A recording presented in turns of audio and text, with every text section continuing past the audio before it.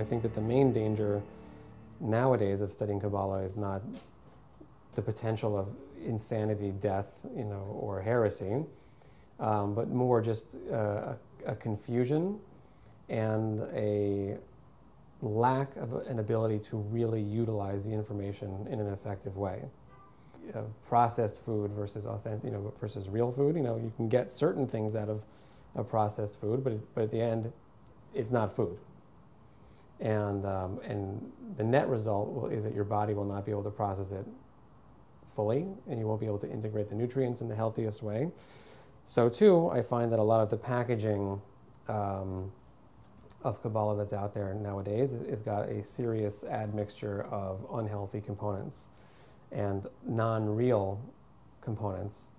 And so if H stands for anything, right, it's definitely what I would describe as an authentic understanding of this information, and that includes examining the elements of it that are not comfortable and that don't jive smoothly with a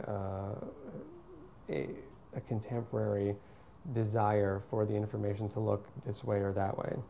In other words, it's a platform of Judaism in general to deal with reality for what it is and to understand information for what it is before you begin the interpretation process. So that's why, for instance, Talmudic learning is so hard for people in this generation, especially people who are raised in a liberal arts tradition. Just to be able to tell me what this page says. I'm not interested in what you think about it, right? Or I don't want you to write your opinions about it or like your feelings about it. Just simply tell me what it says. That by itself is a massive challenge nowadays. Like it's the reason why math is so difficult for people versus English. Where English you can like write about this is what I feel about this. But at the end of the day, it's all great and fine how you feel subjectively about any given piece of information. Mm-hmm. But let's just hear you recount the information first, right? Learn the rules and then break them. So how does that apply to Kabbalistic learning? Exactly the same way, that you have to understand what the Kabbalah is saying, literally, in black and white, before you can dismiss something or before you can decide it means something else. Like it's not